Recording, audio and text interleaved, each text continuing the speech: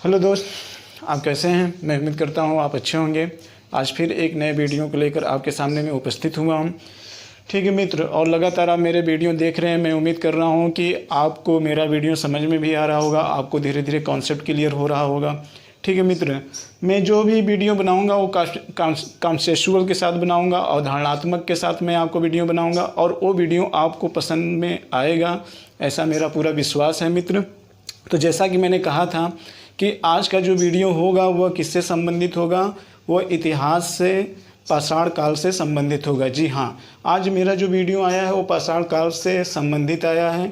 ठीक है, आज मुझे इसी पे चर्चा करनी है। देखिए मित्र, जो मैं वीडियो लाऊंगा वो टॉपिक वाइज ही लेकर आऊँगा, लेकिन जो मेरे वीडियो सारे बनेंगे वो परीक्षा उपयोगी जो प्रश्न होंगे उससे संबंधित हमारे वीडियो आएंगे मित्र। जो एक तरीके से समान अध्ययन में जो प्रश्न पूछे जाते हैं ज़्यादातर उसी टाइप के यहाँ पर ध्यान में रख कर वीडियो बनाए जाएंगे और ये आपके एग्ज़ाम की दृष्टि से काफ़ी ज़्यादा इम्पॉर्टेंट भी होगा। ठीक है मित्र, तो आइए हम पाषाण काल के बारे में अध्ययन करते हैं। पाषाण काल के अध्ययन करने से पहले हम आपको ये भी बता देना चाहते हैं कि इसके पहले वाले वीडियो में आप देखिएगा ज़रूर। ठीक है, वहाँ मैंने आपको ये बताया है कि किस तरीके से पृथ्वी की उत्पत्ति हुई और पृथ्वी के चरणों के साथ साथ कैसे जीवों का विकास हुआ और कैसे मानव धीरे धीरे अपने अस्तित्व में आए। ठीक है, इसके अलावा मैंने ये भी बताया कि इतिहास क्या होता है और इतिहास की क्या प्रासंगिकता है, इसके संदर्भ में भी हमने चर्चा किया था ताकि आपको इतिहास के प्रति रुचि हो जाए, प्रेम हो जाए, इसमें आपका इंटरेस्ट जग जाए। ठीक है मित्र, तो ये इतिहास बहुत रोचक विषय है, इस चीज़ को ध्यान में रखिएगा। देखिए मित्र, इतिहास में ज़्यादातर लोग जो पढ़ते हैं वो ज़्यादातर प्राचीन इतिहास से चीज़ों को प्रारंभ करते हैं, लेकिन बहुत सारे प्राचीन इतिहास से पहले यानी कि ऐतिहासिक काल से पहले देखेंगे जो इतिहास के अन्य घटनाएं हैं वो काफ़ी ज़्यादा उसमें एक तरीके से कन्फ्यूजन की स्थिति बनी हुई रहती है, क्योंकि उसके संदर्भ में विशेष प्रकार के एक ऐतिहासिक डाटा नहीं पाए जाते हैं, एक प्रमाणित डाटा नहीं पाए जाते हैं, इसलिए उसमें काफ़ी ज़्यादा कन्फ्यूजन की स्थिति होती है। फिर भी हम आपको पाषाण काल को पूरी तरीके से समझाने का प्रयास करेंगे और मैं उम्मीद करता हूं कि ये आपको पाषाण काल का चैप्टर समझ में आ जाएगा। ठीक है मित्र, तो आइए शुरू करते हैं। देखिए मित्र, पाषाण काल के पढ़ने से पहले हम ये जान लेते हैं कि इतिहास क्या होता है, इसके संदर्भ मैंने बताया था। देखिए मित्र, इतिहास को हम 3 भागों में बांटकर अध्ययन करते हैं प्रमाण के आधार पर। तो जो प्रामाणिकता है उसके आधार पर हम इतिहास को 3 खंडों में बांटकर अध्ययन करते हैं। और वो 3 खंड कौन कौन से होते हैं मित्र? एक होता है प्रागैतिहासिक काल, एक आदि ऐतिहासिक काल और एक ऐतिहासिक काल होता है, जैसा कि मैंने यहाँ पे लिखा है, प्रागैतिहासिक काल, आदि ऐतिहासिक काल और ऐतिहासिक काल। ठीक है मित्र, तो आइए समझते हैं कि प्रागैतिहासिक काल किसे कहते हैं, आदि ऐतिहासिक काल किसे कहते हैं और ऐतिहासिक काल किसे कहते हैं। ठीक है मित्र, संक्षेप में सारी चीज़ें यहाँ पर चर्चा करेंगे। प्रागैतिहासिक काल का मतलब क्या होता है? प्रागैतिहासिक काल का मतलब ऐसे युग से लिया जाता है, इतिहास के ऐसे काल से लिया जाता है जहाँ पर मानव पढ़ना लिखना नहीं जानता था, यानी कि लिखने का आविष्कार नहीं हुआ था, पढ़ने का आविष्कार नहीं हुआ था। एक तरीके से मानव यहाँ पढ़ना लिखना नहीं जानता था, यानी कि इस इतिहास के बारे में जानने में किसी भी प्रकार के लिखित साक्ष्य की जानकारी नहीं प्राप्त होती है। तो इस प्रकार के इतिहास की जानकारी कैसे प्राप्त होती है मित्रों? तो इसके द्वारा जो इतिहास की जानकारी प्राप्त होती है वो एक तरीके से पाषाण यानी कि जो पत्थर के औजार हैं उस पत्थर के औजारों के बनावट के आधार पर इसकी जानकारी प्राप्त होती है। ठीक है मित्र, इसकी जानकारी प्राप्त होती है। ये होता है प्रागैतिहासिक काल। आदि ऐतिहासिक काल युग का मतलब क्या होता है? आदि ऐतिहासिक के तात्पर्य से मतलब ये होता है कि आदि ऐतिहासिक काल जिसमें लिखित साक्ष्य तो पाए गए, लेकिन ये लिखित साक्ष्य जो है ये पढ़ने योग्य नहीं होते हैं, ये लिखित साक्ष्य पढ़ने योग्य नहीं होते हैं। ऐसे कालखंड को हम क्या कहते हैं? ऐतिहासिक काल कहते हैं। और ऐसे ऐतिहासिक के बारे में, ऐतिहासिक घटनाओं के बारे में जानने के लिए जो चीज़ों का प्रयोग किया जाता है वो एक तरीके से भावनात्मक चीज़ों का प्रयोग किया गया। हालांकि लिखित साक्ष्य पाए जाते हैं, लेकिन जो लिखित साक्ष्य पाए जाते हैं वो कहीं न कहीं एक भावनात्मक रूप से उसका चित्रांकन किया गया है, जिसके आधार पर देखकर हम अनुमान लगाते हैं कि इस तरीके की घटनाएं यहाँ पर घटी होंगी। ठीक है मित्र, अब अगला जो होता है वो होता है ऐतिहासिक काल। ऐतिहासिक काल का संबंध जिसमें लिखित साक्ष्य पाए भी गए हैं और ये लिखित साक्ष्य जो होते हैं ये एक पढ़ने योग्य भी होते हैं। ठीक है मित्र, तो इस तरीके से हम यहाँ पर इसको कहते हैं ऐतिहासिक काल। ऐसे काल जहाँ पे लिखित साक्ष्य पाए गए हों और ये पढ़ने योग्य हो। ठीक है मित्र, तो ऐसे काल को हम किसे कहेंगे? ऐतिहासिक काल कहते हैं। ठीक है, तो ऐतिहासिक काल के संदर्भ में अगर हम देखें तो ऐतिहासिक काल को 3 खंडों में बांटा गया मित्र। एक प्राचीन इतिहास, यहाँ पे देखिए, एक प्राचीन इतिहास, एक मध्यकालीन इतिहास और एक आधुनिक काल के रूप में बांटा गया है। ठीक है, तो प्राचीन इतिहास में लगभग हम 1200 वर्षों का अध्ययन करेंगे। कितने वर्षों का अध्ययन करेंगे मित्र? 1200 वर्षों का अध्ययन करेंगे। और 1200 वर्षों का अध्ययन का मतलब ये कि प्राचीन इतिहास में महाजनपदों के उदय से लेकर अरबों के आक्रमण तक का जो इतिहास है वो प्राचीन इतिहास के अंतर्गत अध्ययन किया जाता है। बाकी मध्यकालीन इतिहास की अगर हम बात कर लें तो मध्यकालीन इतिहास का मतलब हो गया कि एक तरीके से अरबों के आक्रमण के बाद से लेकर प्लासी के युद्ध तक की घटनाओं की अगर हम बात कर लें तो हम उसे मध्यकालीन इतिहास के अंतर्गत रखते हैं। ठीक है, तो ये हो गया मध्यकालीन इतिहास। और जबकि आधुनिक भारत की बात कर लें तो जैसे ही यहाँ यूरोपीय शक्तियाँ यहाँ पर आईं और यूरोपीय शक्तियों ने यहाँ पर आकर एक तरीके से भारत में अपने साम्राज्य विस्तार की नींव डाली, एक उपज डाली।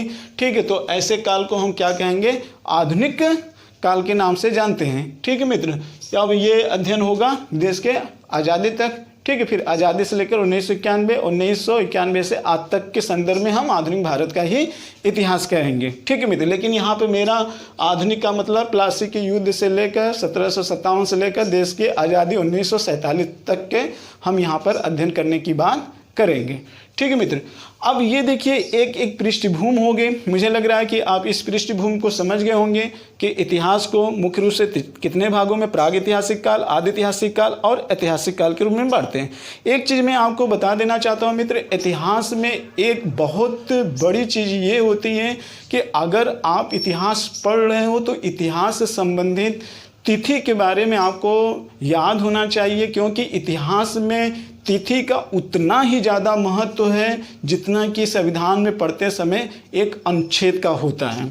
ठीक है मित्र, अगर आप संविधान को अच्छे तरीके से जानते हैं तो पहली आवश्यकता ये होती है कि कम से कम आपको अनुच्छेद में लिखी हुई बातों को याद होना चाहिए।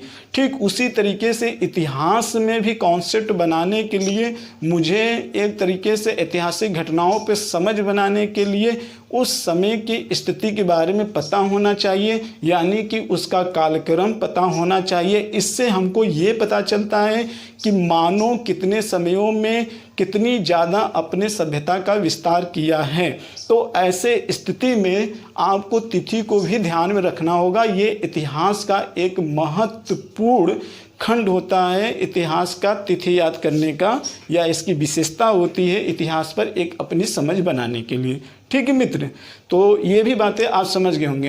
अब हम पाषाण काल के बारे में अध्ययन करते हैं। पाषाण काल के बारे में अध्ययन करते हैं क्योंकि आज मेरी टॉपिक क्या है? पाषाण काल है। बाकी हम आदि ऐतिहासिक काल और ऐतिहासिक काल के संदर्भ में क्रम व्यवस्थित रूप से अध्ययन करेंगे। आइए मित्र, पाषाण काल के बारे में हम अध्ययन करते हैं। देखिए, पाषाण काल के अगर हम संदर्भ में बात कर लें तो विभिन्न इतिहासकारों के मन में इनके जो तिथि क्रम है वो लेकर काफ़ी ज़्यादा मतभेद की स्थिति बनी हुई है। बट एक तरीके से जो थोड़ा प्रासंगिक है और जो प्रासंगिक है तिथि के संदर्भ में, उसी तिथि को हम आपके सामने प्रस्तुत करना चाहते हैं। उसको आप थोड़ा से कॉन्सेप्ट में बैठा लीजिएगा, वो आपको एक समझ विकसित करेगी आपके अंदर। देखिए मित्र, यहाँ पे लिखा है कि प्राग ऐतिहासिक काल को 2 भागों में बांटा गया है, एक पूरा पाषाण काल और एक मध्य पाषाण काल और एक नव पाषाण काल। ठीक है मित्र, देखिए पूरा पाषाण काल का संदर्भ ये माना जाता है कि कुछ इतिहासकारों के संदर्भ में कि जो पूरा पाषाण का कालखंड है वो कुल मिलाकर 2.5 लाख वर्ष से लेकर 40,000 वर्ष पूर्व, यानी कि 2.5 लाख BC से लेकर 40,000 BC तक का जो ऐतिहासिक घटनाएं होती हैं मित्र, वो किससे संबंधित होती है? पूरा पाषाण काल से संबंधित होती हैं। पूरा पाषाण काल को ध्यान से देख लीजिए, थोड़ा सा यहाँ पे देख लीजिए मित्र, जो मैं लेक्चर दूंगा यहाँ पे दूंगा, इसको लिखूंगा। तो पूरा पाषाण काल मैंने बताया कि लगभग 2.5 लाख से लेकर 40,000 40,000 BC तक की जो घटना होती है मित्र, 40,000 BC तक की जो घटना होती है ये पूरा पाषाण काल कहलाती है। ठीक है, फिर इसके बाद 40,000 BC से लेकर 10,000 BC तक 10,000 BC तक की जो घटना होती है मित्र ये मध्य पाषाण काल कहलाती है। और फिर 10,000 BC से लेकर 4,000 BC तक की अगर हम बात कर लें तो एक तरीके से 4,000 BC तक की जो घटना कहलाती है वो नवपाषाण काल के अंतर्गत रखा जाता है। तो इतनी बातें आपको समझ में आ गई होगी मित्र। अब यहाँ पे देखिए जो ये पाषाण काल है, पाषाण काल कौन सा पाषाण काल? पूरा पाषाण काल। पूरा पाषाण काल को भी मित्र 3 खंडों में बांटा गया है। कितने खंडों में बांटा गया है? 3 खंडों में बांटा गया है। यानी कि ये देखिए जो आपका ये जो पूरा पाषाण काल है मित्र इसको भी 3 खंडों में बांटा गया है। एक निम्न पूरा पाषाण काल, एक मध्य पूरा पाषाण काल और एक उच्च पूरा पाषाण काल के रूप में बांटा है। बट मुझे उसके बहुत ज़्यादा डिटेल में नहीं जाना है, बट आपको ये भी जानना चाहिए कि हाँ पूरा पाषाण काल को कितने भागों में बांटा गया है? 3 भागों में। कौन कौन से? एक निम्न पूरा पाषाण काल और एक मध्य पूरा पाषाण काल और एक उच्च पूरा पाषाण काल के संदर्भ में बांटा गया है। ठीक है मित्र, तो अब क्यों मैं ऐसा बता रहा हूँ? क्योंकि मुझे यहाँ पर एक आपको पॉइंट बताना है, तो उस पॉइंट को पहले जान लेते हैं। देखिए मित्र, पहले तो आप ये जान लीजिए कि पूरा पाषाण काल की जानकारी किससे मिलती है? तो यहाँ पे जो पत्थर के औजार हैं उनके औजारों के जो औजार बनाए गए हैं उन्हीं औजारों के आधार पर ही हम पाषाण काल के संदर्भ में ज्ञात करते हैं कि यहाँ पर इस तरीके के मानव सभ्यता का विकास हुआ होगा। ठीक है मित्र, तो ये चीज़ आप जानते रहना। दूसरी चीज़ मैं आपको ये बता देना चाहता हूँ कि यहाँ पर एक कार्बन 40 होता है, यानी कि रेडियोएक्टिव तत्व के संदर्भ में यहाँ पर कार्बन 40 होता है मित्र। तो कार्बन 40 जो होता है ये जो जंतुओं के जो भी अवशेष दब जाते हैं, किसी भी जैव का अजैव का जो भी अवशेष दबा रहता है, ये कार्बन रेडिंग के माध्यम के उनके आयु के बारे में पता लगाया जा सकता है। तो इसी कार्बन 40 के माध्यम से इनकी डेंटिंग की गई और इनके बारे में पता लगाया गया कि ये जो जीव हैं या जो भी ये अवशेष हैं ये लगभग इतने वर्ष पुराने हैं। कार्बन 40 के तहत, कार्बन 14 के तहत इस बारे में पता लगाया जा सकता है। ठीक है, इसी के आधार पर थोड़ा से तिथियों का निर्धारण भी यहाँ पर किया गया है। ठीक है मित्र, बाकी तो कोई ऐतिहासिक प्रमाण तो था ही नहीं, तो इसके लिए किसका सहारा लिया गया? कार्बन 14 का सहारा लिया गया। ठीक है मित्र, तो ये चीज़ आप थोड़ा से जानते रहिएगा।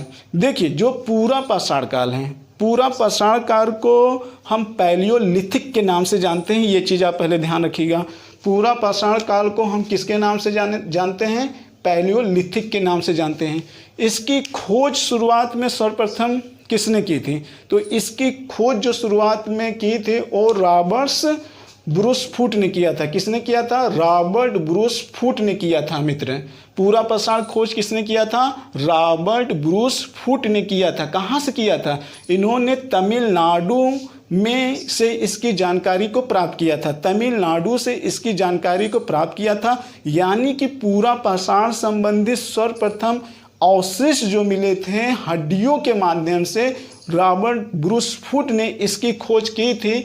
तमिलनाडु का 2 शहर है मित्र। इस तमिलनाडु को आप याद करिएगा। दक्षिण भारत में तमिलनाडु एक राज्य है। यहाँ जो पूरा पाषाण कालीन जो स्थल पाए गए थे वो 2 थे।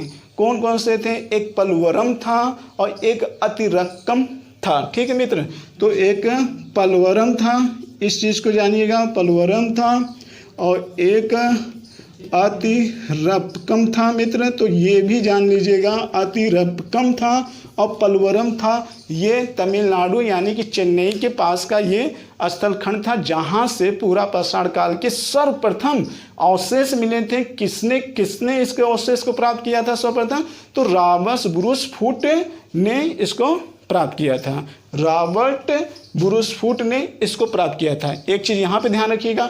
दूसरा ये ध्यान रखिएगा, तो इसे पैलियोलिथिक के नाम से भी जाना जाता है। किसको? पूरा पाषाण काल को पोलियोलिथिक के नाम से जाना जाता है। ये दो चीज़ आप ध्यान रखिएगा मित्र। इसका पूरा पाषाण काल संबंधी स्थल कौन था, किसने खोज किया था और कहाँ से ये प्राप्त हुआ था, और इसको किस नाम से जाना जाता है? पोलियोलिथिक से नाम से जाना जाता है। ये 3 इंपॉर्टेंट आपके प्रश्न यहाँ से बन गए। अब आते हैं कि इनके पत्थर के औजार कैसे प्रयोग करते थे, इनका निवास स्थान कैसा था, इनका खान पान कैसे थे, इसके भी संदर्भ में थोड़ा चर्चा कर लेते हैं। देखिए, पूरा पाषाण काल में मानव अपने बौद्धिकता का विकास उतना ज़्यादा ऊंचा नहीं कर पाया था, ठीक है, क्योंकि एक तरीके से वो पशुवत जिंदगी जिया करते थे, अस्थायी निवास नहीं था। तो ऐसे स्थिति में जो मनुष्य हुआ करते थे मित्र, पूरा पाषाण संबंधित में ये ज़्यादा से ज़्यादा कच्चे मांस का प्रयोग किया करते थे, क्योंकि पूरा पाषाण काल में आग की भी आविष्कार नहीं हो पाई थी। आग की आविष्कार हुई थी मित्र, लेकिन उच्च पूरा पाषाण काल में हुआ था। अभी उसके भी बारे में थोड़ा सा यहाँ पे हम चर्चा करेंगे। तो कच्चे मांस ज़्यादातर पूरा पाषाण में किए गए हैं। ज़्यादातर ये कंदमूल वगैरह खाते थे और ये घुमंतु जीवन व्यतीत करते थे। घुमंतु जीवन का मतलब इनका एक अस्थायी निवास नहीं हुआ करता था, एक स्थान से दूसरे स्थान तक ये जाया करते थे और इनका जीवन पूरे आखेट पर ही रहता था। और ये जो शिकार किया करते थे मित्र, ये एक तरीके से हस्त कुठार बनाया करते थे। लेकिन ये हस्त कुठार किसका होता था? पत्थरों का होता था। बड़े बड़े पत्थर हुआ करते थे, उसी पत्थरों के लेकर एक तरीके से इन्हों उसका प्रयोग किया करते थे। पूरा पाषाण काल में ही पलवरम से यानी कि चेन्नई से ही हस्त कुठार के साक्ष्य प्राप्त हुए हैं। हस्त कुठार का साक्ष्य प्राप्त हुआ है, जिसको हम एक कुल्हाड़ी के भी नाम से जानते हैं। पूरा पाषाण काल के संदर्भ में हस्त कुठार का प्रयोग हुआ है। यहाँ पे देखिए, हस्त कुठार का यहाँ पर प्रयोग किया गया है, ठीक है। इसको हम कुल्हाड़ी के भी नाम से जानते हैं, ठीक मित्र। तो ये जान लीजिएगा कि हस्त कुठार का सर्वप्रथम पहले साक्ष्य कहाँ मिला था। तो इसका जो सर्वप्रथम पहले साक्ष्य मिला था, वो मिला था कहाँ से? वो मिला था पूरा पाषाण काल से, ठीक। तो इतनी चीज़ें आप जान गए। दूसरी चीज़ें यहाँ पे इम्पोर्टेंट ये है मित्र कि आखिर में पलवरम के अलावा यानी कि तमिलनाडु के अलावा भी इनका निवास स्थान कहाँ था। तो जैसे जैसे थोड़ा से और मानव विकसित हुए तो इनका निवास स्थान पूछा जाता है मित्र कि इनका निवास स्थान दक्षिण भारत के तमिलनाडु के राज्य के अलावा उत्तर भारत में नर्मदा घाटी में भी इनका निवास स्थान था। भीमबेटका के भी पास था, सोहन घाटी के पास था, यानी जो बलूचिस्तान का एरिया है वहाँ पे भी इनका निवास स्थान था।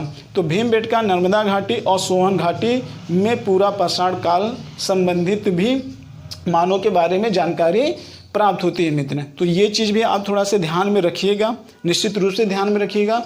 इसके अलावा एक चीज़ और मैं आपको बता देना चाहता हूँ, जैसा कि मैंने कहा आग का आविष्कार, क्या पूरा पाषाण काल में आग का आविष्कार हुआ है? तो देखिए मित्र, इसमें कुछ लोग ये कहते हैं कि जो आग का आविष्कार हुआ था वो निम्न पूरा पाषाण काल में नहीं हुआ था, मध्य पूरा पाषाण काल में नहीं हुआ था, ये एक तरीके से उच्च पाषाण काल में आग का आविष्कार हो गया था, ठीक है। लेकिन एक चीज़ यहाँ पर है कि आग का आविष्कार तो उच्च पूरा पाषाण काल में हो गया था, लेकिन ये आग का प्रयोग करना नहीं जानते थे।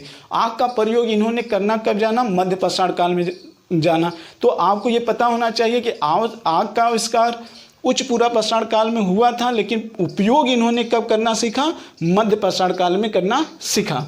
इतनी बातें आपको समझ में आ गई होंगी। आगे देखिए, जैसे कि मैंने कहा यहाँ पे देखिए थोड़ा से हथियारों के आधार पर जो उनकी हथियार, जो पत्थर के हथियार के बनावट होते थे मित्र, उस हथियार के बनावट को पत्थर के औजार जो हुआ करते थे उनकी बनावट के आधार पर उनके अलग अलग नाम दिए गए हैं, ठीक है मित्र। तो यहाँ पर हम आपको चित्र बनाकर बताने वाले नहीं हैं, समान अध्ययन के रूप में बस आप इतना ही जानिए कि पहली बार जो पत्थर के हथियार का प्रयोग किया गया था या औजार का प्रयोग किया गया था पशुओं को मारने के लिए, तो उसे हम चॉपिंग पैबुल संस्कृति के नाम से जानते हैं। चॉपिंग पैबुल संस्कृति किस नाम से मित्र? चॉपिंग पैबुल संस्कृति के नाम से जानते हैं। और ये पहली बार पत्थर औजार का प्रयोग किया गया था जिसको चॉपिंग पैबुल संस्कृति के नाम से जाना जाता था। और ये पूरा पाषाण काल के निम्न पूरा पाषाण काल का हथियार है, ठीक। दूसरा, जो मध्य पूरा पाषाण काल में जो पत्थर के औजार का उपयोग किया गया था उसका नाम दिया गया था जैस्पर। क्या नाम दिया गया था मित्र? जैस्पर और चर्ट फिलेट। क्या नाम है? जैस्पर चर्ट फिलेट नाम दिया गया था मित्र। इसके अलावा जब आ गया आपका उच्च पूरा पाषाण काल। उच्च पूरा पाषाण काल में कौन नाम हथियार का दिया गया? ब्लेड। किसका नाम दिया गया था? ब्लेड का नाम दिया गया था। देखिए मित्र, यहाँ पे बस इतना जान लीजिए, जो चॉपिंग पेबल संस्कृति हथियार दिया गया था, ठीक है मित्र, या जो आपके फिलेट हथियार का नाम दिया गया था पत्थरों के रूप में, ठीक, या जेस्पर का जो नाम दिया गया था, या जो ब्लेड का नाम दिया गया था, ये पत्थर के औजार जो हुआ करते थे, इनमें धीरे धीरे इन्होंने अपने बौद्धिकता के आधार पर क्वालिटी डेवलपमेंट किया, जिसमें हथियार को थोड़ा धारदार बनाया गया और कई तकनीकी के प्रकार के पत्थर के हथियार के औजार यहाँ पे देखने लगे, जिसमें कि पत्थर के आकार की आकृति छोटी होने लगी थी और समय के साथ साथ धीरे धीरे उसमें ज़्यादा धार का उपयोग करना चालू कर दिए थे मित्र। तो उसी के आधार पर इसका यहाँ पे नामकरण किया गया था। एक चीज़ मैं आपको और यहाँ पे बता देना चाहता हूँ कि जैसे मानव के विकास के संदर्भ में अगर हम बात करें मित्र, मानव के संदर्भ के रूप में अगर हम विकास के बारे में बात करें, तो आपको एक चीज़ यहाँ पे मैं बता देना चाहता हूँ कि सर्वप्रथम जो पृथ्वी पर जो सर्वप्रथम होमो सैपियंस मानव का विकास हुआ था मित्र, वो एक नेग्रीटो मानव था। पहले नेग्रीटो प्रजाति का मानव था। ये सर्वप्रथम पाया कहाँ गया, यानी विश्व में पहला मानव, विश्व का पहला मानव किस महाद्वीप में पाया गया या किस देश में पाया गया था, उसके संदर्भ में हम यहाँ पे बात कर लेते हैं मित्र। तो सबसे पहले नेग्रीटो मानव अफ्रीका महाद्वीप में पाए गए। किस में पाए गए मित्र? अफ्रीका महाद्वीप के दो देश हैं, एक केनिया और एक इथोपिया। केनिया और एक इथोपिया, ये दो देश हैं जहाँ पर सर्वप्रथम नेग्रीटो मानव पाए गए थे मित्र। ठीक है, किस महाद्वीप में? अफ्रीका के किस देश में? केनिया और नेग्रीटो में पाए गए। कौन? केनिया और इथोपिया में पाए गए नेग्रीटो मानव पाया गया। सर्वप्रथम विश्व पर पहला मानव जो आगे चलकर होमो सैपियंस के नाम से जाना गया। और यही भारत में सर्वप्रथम कहाँ देखने को मिले मित्र? तो ये भारत में ये मानव के जो साक्ष्य मिले हैं वो नर्मदा घाटी में मिले हुए हैं, और नर्मदा घाटी के बाद एक तरीके से भीमबेटका में मिले हुए हैं, सोहन घाटी, 3 जगहों से साक्ष्य प्राप्त हुए हैं मित्र। तो सोहन घाटी यानी कि पाकिस्तान में पड़ता है मित्र, बलूचिस्तान में पड़ता है। इसके बाद नर्मदा घाटी यानी कि एमपी के पास भी पड़ता है, और भीमबेटका यानी कि एमपी ये भी है।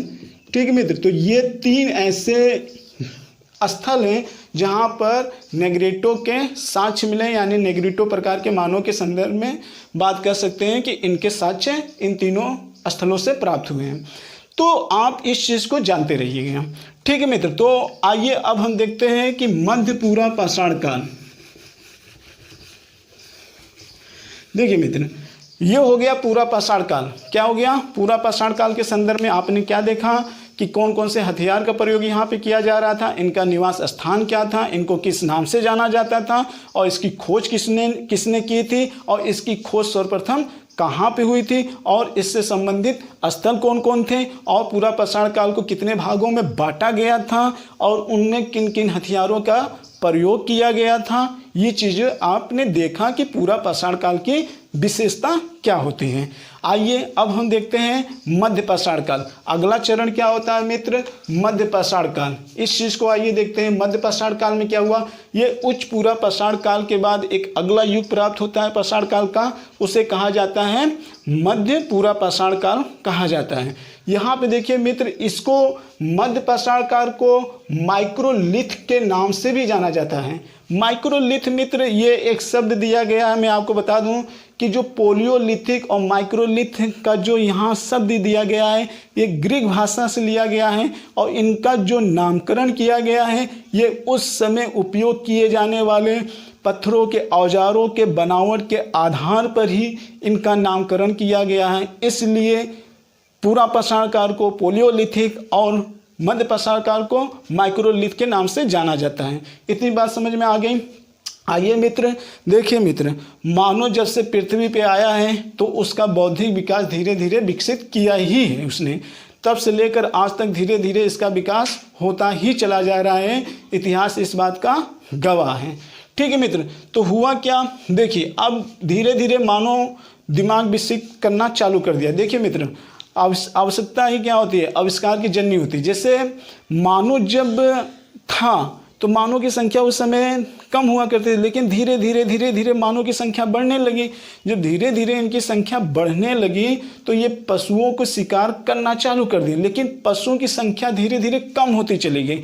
और जब पशुओं की संख्या धीरे धीरे यहाँ पे कम होती चली गई मित्र, तो ऐसा बताया जाता था कि कोई अकेला मनुष्य अपनी आवश्यकताओं को पूर्ति अकेले बल पर नहीं कर सकता है, यानी कि अकेला चना भाड़ नहीं फोड़ता है। तो यहाँ पर लोगों ने ये महसूस किया कि अब शिकार को पकड़ना है तो हमको एकजुट होना पड़ेगा, और एकजुट जब होंगे तभी हम इस जानवर या पशु को घेर के मारेंगे और तभी हमारा पेट भरेगा। तो इससे यहाँ पर मध्य पाषाण काल में क्या हुआ, यहाँ पर एक समूह की भावना आई। जब एक समूह की भावना आई तो यहीं से धीरे धीरे मित्र परिवार का जन्म होने लगा। किसका जन्म होने लगा, परिवार का जन्म होने लगा। लोग समूह में रहना लगे और आपस में एक तरीके से पारिवारिक जीवन भी व्यतीत करना इन लोगों ने प्राप्त कर दिया था। बट यहाँ पर समूह में तो रहना प्रारंभ किए थे, लेकिन एक तरीके से इनका अस्थायी निवास नहीं होता था। जैसे आप इस तरीके से समझ लेते हैं कि ये जहाँ रहते थे वहाँ तो आपस में रिलेशनशिप तो स्थापित कर लेते थे, लेकिन कुछ समय रहे फिर दूसरी जगह गए तो वहाँ रिलेशनशिप इन्होंने अपना स्थापित कर लिया, तीसरी जगह गए तो तीसरी जगह इन्होंने अपना रिलेशनशिप स्थापित कर लिया। इस हिसाब से ये अपना पारिवारिक जीवन जीते थे। इनका कोई अस्थायी निवास स्थान नहीं था। तो लेकिन आवश्यकता तो पूर्ति करते थे समूह बनाकर। क्यों, अभी मैंने जस्ट बताया था कि पशुओं की संख्या कम होने लगी थी। पशुओं की संख्या कम होने लगी थी तो इनको एक आवश्यकता महसूस है, इसलिए ये अपना एक तरीके से क्या बनाए, समूह बनाए मित्र। फिर उसके बाद देखिए परिवार की भावना होगी। यहाँ पे दूसरा चीज़ क्या था कि एक तो समूह बनाए किसके लिए, भोजन के लिए। दूसरा जब पशुओं की संख्या कम होने लगी मित्र तो ऐसा बताया जाता था कि ये अपनी आवश्यकता की पूर्ति करने के लिए पशु को धीरे धीरे पालना चालू कर दें, ताकि पशु भी अस्थायी होने लगें और उनसे एक जगह पे ही रहकर उसका उपयोग कर सकें। ये भी ऐसा कहा जाता है यहाँ पर। और यहाँ पर पहला पालतू पशु अगर कोई मिलता है मित्र तो वो कुत्ता मिलता है। पहला पालतू पशु कौन सा मिला, कुत्ता मिला। इस बात की जानकारी जो मिलती है वो बागोर से मिलती है। बागोर कहाँ पड़ता है मित्र, राजस्थान पे, ध्यान रखिएगा। बागोर से मिलती है, राजस्थान से मिलती है। और दूसरा कहाँ से मिला, आदमगढ़। तो जो इस पालतू पशु के संदर्भ में जो जानकारी मिलती है मध्य पाषाण काल में, दो स्थल हैं, एक बागोर है और एक आदमगढ़ है। तो ये भी ध्यान रखिएगा। यहाँ पर देखा आपने सोहन घाटी, भीमबेटका, ये एक तरीके से पूरा पाषाण काल के स्थल हो गए। मध्य पाषाण कालीन के स्थल बागोर हो गया, आदमगढ़ हो गया, जहाँ पालतू पशु कुत्ता के संदर्भ में सर्वप्रथम जानकारी मिलती है। और अगला एक स्थल और है जिसे हम लंघनाज के नाम से जानते हैं मित्र। और ये लंघनाज जो पड़ता है मित्र, ये गुजरात में पड़ता है। इस चीज़ को ध्यान में रखना, ये गुजरात में पड़ता है। कहाँ पड़ता है मित्र, गुजरात में पड़ता है। लंघनाज स्थल गुजरात में पड़ता है। यहाँ पर सर्वप्रथम मानव कंकाल के बारे में जानकारी मिली। किसकी जानकारी मिली, मानव कंकाल के बारे में जानकारी मिली। अगर आपसे पूछा जाए कि मानव कंकाल की जानकारी किस स्थल से प्राप्त हुई है, किस मध्य पाषाण काल के स्थल से प्राप्त हुई है, तो लंघनाज से प्राप्त हुई है, जो कहाँ पड़ता है, गुजरात में पड़ता है। देखिए मित्र, ये सारे स्थल आपको याद करना होगा। ये सुमेलित करने के लिए भी आता है कि किस स्टेट में पड़ता है और कौन साक्ष्य कहाँ से प्राप्त हुआ है, ये भी आपको ध्यान में रखना होगा। अगला स्टेप आते हैं मित्र, आग। हाँ, आग का आविष्कार इन्होंने मध्य पाषाण में प्रयोग करना सीख लिया था। यानी कि अब तक इन्होंने पूरा पाषाण काल में जो शिकार वगैरह खाते थे वो कच्चे मांस के रूप में उपयोग किया करते थे, लेकिन यहाँ पर क्या हुआ कि ये आग का उपयोग करना जान गए। अब जो मांस वगैरह खाते थे वो पकाकर खाते थे, कच्चे भी खाते थे, पकाकर भी खाते थे, लेकिन पकाकर खाने लगे तो स्वाद इनको ज़्यादा मिलने लगा, इसलिए ज़्यादातर यहाँ पर मांसों को पकाने की परंपरा प्रारंभ होगी। हाँ मित्र, एक चीज़ और मैं बता देना कि यहाँ पे जो पत्थर, यहाँ पर इन्होंने तीर और धनुष इसका भी आविष्कार कर लिया था। तो आप जानिएगा कि तीर धनुष का प्रयोग इन्होंने करना प्रारंभ कर दिया था। तीर और धनुष का भी इन्होंने प्रयोग प्रारंभ कर दिया था। मध्य पाषाण काल में इन्होंने तीर और धनुष का खोज कर लिया था, जबकि पूरा पाषाण काल में इन्होंने तीर और धनुष की खोज नहीं कर पाए थे मित्र। इस चीज़ को भी ध्यान में रखना। क्यों? कारण ये था कि मानव बौद्धिकता के आधार पर धीरे धीरे अपने आप को विकसित करता चला जा रहा था, तो बड़े बड़े हथियार दूर तक फेंक कर नहीं मार पाते थे, जानवर तेजी से भाग जाते थे। इसलिए ये ऐसे हथियार का उपयोग करना चाहते थे कि दूर स्थिर जानवरों को मारकर अपनी भोजन की आवश्यकताओं की पूर्ति कर ले मित्र। ठीक है, देखिए मित्र, उस समय इतना ज़्यादा भौतिक संसाधन नहीं थे। इनके लिए सबसे बड़ी चुनौतियाँ ये थी कि कैसे मेरा पेट भरे, भोजन ही इनकी सबसे बड़ी प्राथमिकता थी। क्यों? क्योंकि आप समझते हैं कि उस समय कोई भौतिक संसाधन उतना ज़्यादा नहीं था, तो इनके लिए सबसे ज़्यादा अपना पेट भरना ही सबसे बड़ी इस समय की क्या थी? चुनौती थी। ठीक है, तो ये एक तरीके से मध्य पाषाण काल हो गए। हाँ, मध्य पाषाण काल के अनुसंधानकर्ता कौन थे? तो कार्लाइल थे। कौन थे मित्र? कार्लाइल। जिस तरीके से पूरा पाषाण काल में खोज करने वाले रॉबर्ट ब्रूस फुट थे, उसी तरीके से मध्य पाषाण काल की खोज किसने किया था?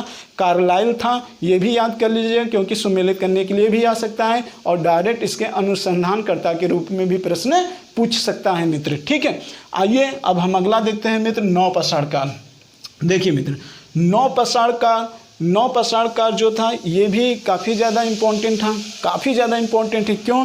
क्योंकि ऐसा कहा जाता है कि नौ पाषाण काल का जो युग था ये एक सिंधु घाटी सभ्यता का प्रथम स्तर था मित्र। सिंधु घाटी सभ्यता, देखिए सिंधु घाटी सभ्यता का प्रथम स्तर हम इसलिए कह सकते हैं क्योंकि सिंधु घाटी सभ्यता एक नगरीय सभ्यता थी। आप जरा बताइए, दुनिया का कोई भी सभ्यता हो तो पहले वो ग्रामीण अवस्था से होकर गुजरती है, लेकिन सिंधु घाटी सभ्यता में डायरेक्ट नगरीय सभ्यता बता दी जाती है। लेकिन मेरा ये मानना है कि नौ पाषाण काल की ग्रामीण अवस्था जो अपने आप में बताती है, जो नौ पाषाण की विशेषता है, वही सिंधु घाटी सभ्यता की ग्रामीण अवस्था थी मित्र। तो धीरे धीरे नगरीय अवस्था, लेकिन साक्ष्य इसलिए नहीं मिले क्योंकि क्या हुआ इसलिए क्योंकि समुद्र का स्तर धीरे धीरे बढ़ता चला गया और जो अवशेष थे वो बहुत ज़्यादा नीचे दब गए हैं। इसलिए उसके बारे में कोई सटीक जानकारी नहीं मिल पाती थी कि सिंधु घाटी सभ्यता का कोई ग्रामीण सभ्यता थी कि नहीं थी। ठीक है मित्र, लेकिन जहाँ तक मेरा अनुमान है कि इसके नौ पाषाण काल की जो विशेषता थी वह एक तरीके से सिंधु घाटी सभ्यता की ग्रामीण विशेषता थी। तो आइए अब हम इस नौ पाषाण काल के बारे में जान लें। देखिए मित्र, कुछ लोगों इतिहासकार का कहना है कि नौ पाषाण का युग जो प्रारंभ हुआ था, जैसे कि मैंने पहले कहा था, 10,000 BC से लेकर 4,000 BC तक का नौ पाषाण का युग कहलाता है। ठीक है मित्र, तो ये चीज़ आप थोड़ा समझने की कोशिश करिएगा। देखिए, जब इंसान धीरे धीरे बढ़ता चला गया तो वो अपनी आवश्यकताओं को पूर्ति करते करते वो अपने बौद्धिकता का भी विकास करता चला गया। यहाँ पर हाँ मित्र, थोड़ा सा तकनीकी प्रॉब्लम आ गई थी। ठीक है, उसी वजह से थोड़ा सा मिस्टेक हो गया था। आइए हम क्लास को कंटिन्यू करते हैं बिना समय गंवाए। देखिए मित्र, हमने नौ पाषाण पर हम चर्चा कर रहे थे। नौ पाषाण पर हम चर्चा कर रहे थे। तो नौ पाषाण में मैंने जैसा कि मैंने कहा कि नौ पाषाण काल का युग जो माना जाता है वो 10,000 BC से लेकर 4,000 BC तक कुछ इतिहासकारों का कहना है। देखिए, अभी तक आपने क्या देखा? अभी आपने यही देखा कि मानव जैसे जैसे आगे बढ़ता चला जा रहा है वैसे वैसे अपने बौद्धिकता का विकास वो करता चला जा रहा है। हाँ, लेकिन यहाँ पे नौ पाषाण आते आते मानव एक तरीके से अपना निवास स्थान अस्थायी बनाना चालू कर दिया। ठीक है मित्र, तो मानो अपना यहाँ पे नौ पाषाण काल युग में आपको क्या क्या ध्यान रखना है, कौन कौन से मुख्य पॉइंट है, उस मुख्य पॉइंट पर आप थोड़ा सा फोकस करिएगा। पहला पॉइंट, नौ पाषाण काल में मानो अस्थायी निवास करने लगा था। ठीक है, वो अपना पारिवारिक जीवन अस्थायी रूप से व्यतीत करने लगा था। यहाँ पर ये लोग कच्चे मकाने बनाया करते थे, झोपड़ियों का निर्माण करने लगे थे। कुछ लोग कंदराओं एवं गुफा, कंदरा मतलब गुफा ही होता है मित्र, कुछ लोग कंदराओं गुफाओं में भी रहना प्रारंभ कर दिए। इसके अलावा ये लोग कृषि करना भी जान गए। कृषि के अलावा ये चाक का आविष्कार भी कर लिए। चाक के बाद इन्होंने पहिए का आविष्कार कर लिया। इसके आगे इन्होंने पहियों का उपयोग पशुओं के माध्यम से पशु गाड़ी भी बनाना प्रारंभ कर दिया। तो यहाँ से ढेर सारे प्रश्न पूछे जाते हैं मित्र, जैसे सर्वप्रथम किस अनाज की खोज हुई थी? तो आपको हमेशा ध्यान रखना, सर्वप्रथम अनाज की जो खोज हुई थी या तो विश्व में सर्वप्रथम कहाँ फसल के साक्ष्य मिलते हैं, तो सर्वप्रथम जो अनाज की खोज हुई थी वो गेहूँ था और जो मेहरगढ़ से प्राप्त हुआ था। ठीक है मित्र, ये नवपाषाण स्थल है। इसके अलावा जो चावल के साक्ष्य प्राप्त हुए हैं वो कोलडीहा से प्राप्त हुए हैं मित्र। कहाँ से? कोलडीहा से प्राप्त हुए हैं। तो मेहरगढ़ से गेहूं के साक्ष्य भी प्राप्त हुए हैं और कोलडीहा से चावल के साक्ष्य प्राप्त हुए हैं। अगर आपसे पूछे सर्वप्रथम किस फसल की खोज हुई थी, कि गेहूं की खोज हुई थी। कब खोज हुई थी? नवपाषाण काल में खोज हुई थी। सिंध घाटी सभ्यता में किस फसल के बारे में सर्वप्रथम जानकारी प्राप्त हुई थी? तो चावल की। वैदिक काल में सर्वप्रथम किस फसल की जानकारी प्राप्त हुई थी? तो उस समय जौ की या एवो की प्राप्ति हुई थी।